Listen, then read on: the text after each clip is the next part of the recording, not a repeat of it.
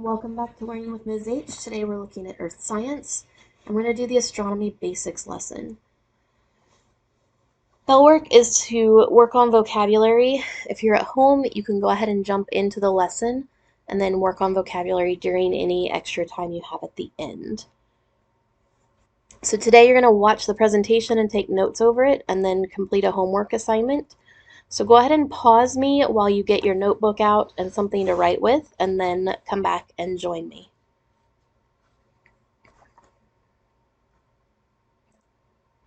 All right, so let's take a look at this presentation. I'm going to go through this with you because you're not going to have to write down everything that's on here. I'm going to tell you what the key points are to write down. Some of this you've actually already done. So title it Today's Date and Astronomy Basics, and let's get into it.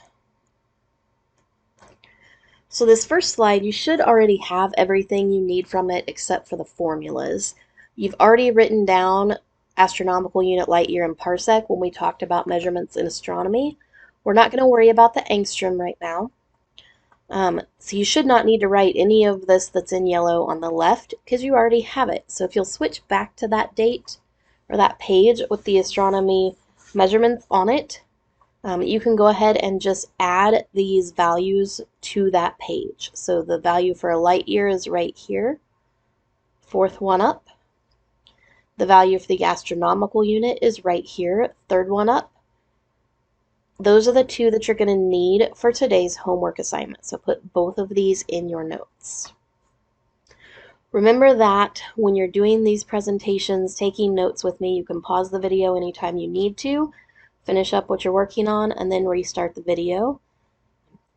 I'm not going to do a whole lot of waiting time because I don't want the video to end up lasting an hour for you.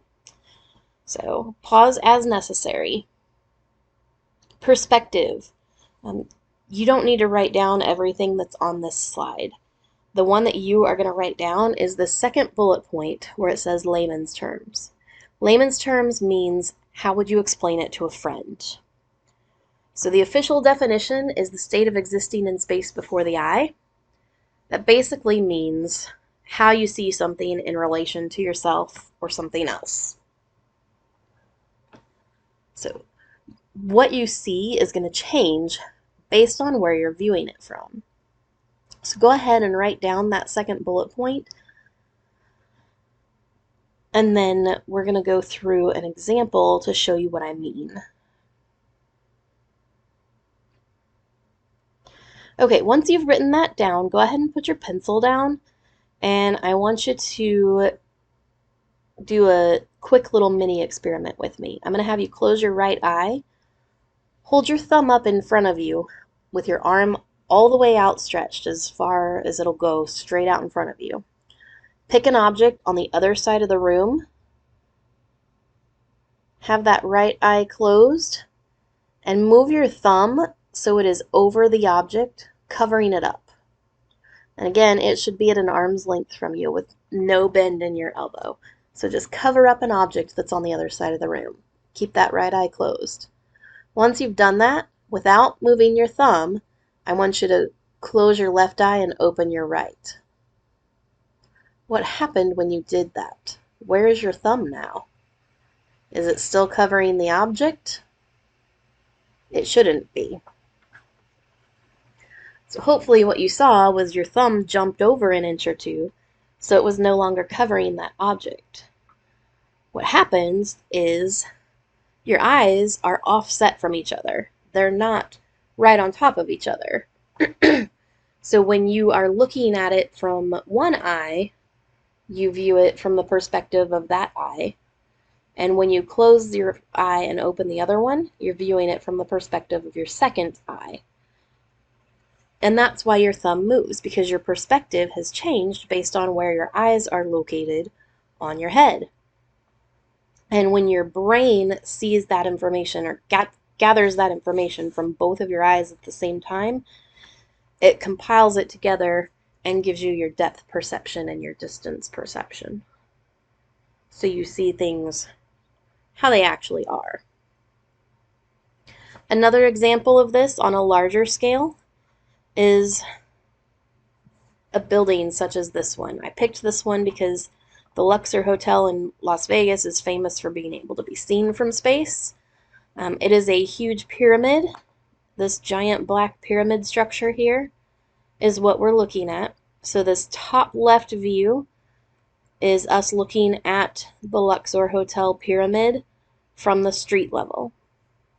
On the top right, that's a Google Earth image of the same building, this black pyramid here, the same building from overhead. Looks a little bit smaller even though the size hasn't changed.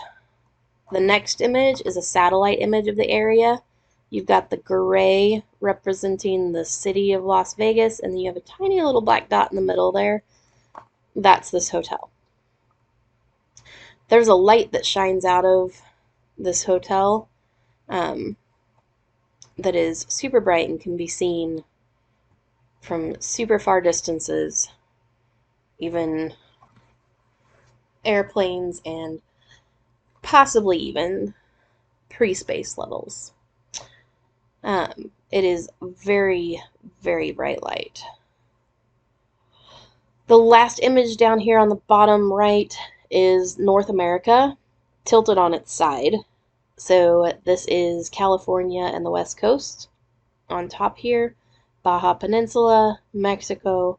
This is the United States. You've got the East Coast here. Canada is over here on the right. So we've taken the continent and kind of tilted it to the side. So again, you have perspective because at the very end of this arrow, that's where Las Vegas would be. And we can't really see the hotel anymore. If you're wondering where we are located, we're in this plains area, this flat area right here. So perspective, your view of the object changes even though the size of the object stays the same. The next slide, we're going to talk about scale. For scale, you need to write these top 2 bullet points. When we're talking about scale, the size of the object will actually change. You have a full-size vehicle on the left here. And then down in the bottom right, you have a man holding a scale model of that vehicle. Now, scale models can be smaller or larger, depending on what you're working with, but they're always the same proportions as the actual object. So if you were to take measurements of the door panel versus the hood, whatever that relationship is or ratio is, it's going to be the same on this. The measurements will obviously be much smaller, but they'll be in the same ratios and proportions. So scale size will change, perspective size does not change. This is where we're going to end our notes today. There are a few other examples after this that you can check out, but if you've got it, you're going to go ahead and come down here to the Webquest. So assignment, click this link for the Webquest. You're going to go ahead and make a copy of this document by clicking here. And when you click on that, it's going to tell you make a copy. So you'll do that. And then you're going to make sure you're typing in a different color. And you have 4 things that you're going to be researching here. The first one is images of Earth taken from space, images of the moon, images that include both the Earth and the moon, and then images of our closest star, Proxima Centauri, which is actually a star system, which means it's 2 stars that are revolving around each other. For each of these 4 things that you're going to research, 1, 2, 3, and 4, you are going to find 3 images for each one. Write down the web address for each of the images you found, and then insert a small version of the image. You should be able to fit 3 images on the same line. Answer the questions using complete sentences in a different color, and then submit using the Google Drive tab. So we're going to locate pictures of Earth taken from space. Make sure you choose one that shows North America, one that shows Asia, and the third can be any view you'd like. Once you've found your images, the web address will get placed right in here for each one. So there's 1, 2, 3. And by web address, that means open the image in a new tab. So if you Google an image, Earth from space. Okay, if I Google that, I'm going to go to Images. I'm going to pick one of these and open it in a new tab. Open link in new tab. Now that I'm in the new tab, this is the picture. This address up here in the address bar, I'm going to copy because that is the address that will take me to that picture again. Let me show you that. So I'm going to paste it here, and it's going to take me directly to that picture. So you're going to copy the address in the address bar once you've got this picture on the new tab. And that's what you're going to paste in here next to where it says web address. And you'll do that for all 3 images.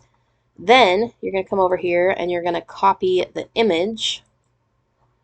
And you're going to paste the image in right here next to where it says images. And you should be able to shrink it down so that all 3 images will fit on this line right next to it here. Okay? Once you have 3 images there, you're going to answer these questions. Then you're going to move down to number 2 and you're going to do the same thing. 3 websites, 3 images posted, answer the questions with photographs of the moon. Then you're going to come to number 3, do the same thing, images that have Earth and the moon in it together. So that would be, let's see, this one, here's Earth, here's our moon. So I'm going to click on that, open it in a new tab. Oh, that's a video. Let's not do the video. Let's come back over here and see if there are others. Here we go.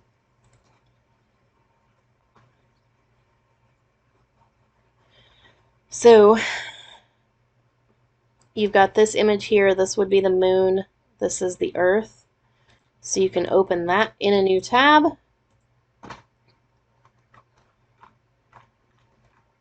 Here's our image. Save the address. Insert it here. Copy the image. Insert the image here next to where it says images. You'll have 3 of them there. So do this for all 4 of these items. Number 4 down here, Proxima Centauri, this is the one where you're going to have to do some math. So you're going to have to figure out how far away from Earth in light years is Alpha Centauri AB star system, and tell me how far it is. Then you're going to use the conversion factors that we talked about earlier in a prior lesson, along with those values that you found on the first slide today. And you're going to convert from light years into kilometers and write down the distance. So the conversion that you do should be written in green. Remember, you have to show your work on these. And then your answer should be in orange for this one. Explain what it means to be a binary pair or a star system. So give me a sentence or 2 to explain that. And then how many trips from Kansas City to New York City would it take to travel the distance from Earth to Proxima Centauri? So you're going to have to Google how far it is from Kansas City to New York City. And then you're going to take the distance in kilometers that you found in B, divide it by the distance between Kansas City and New York City, and that will be your answer here. Once you've done all of this, you are going to come down here. Here's your assignment. Come down here, click on Google Assignments, and then make sure that you find your Google Doc that you've been working in, attach it using this Google Assignments tab, and then submit your assignment, and you are done for the day. We'll see you next time.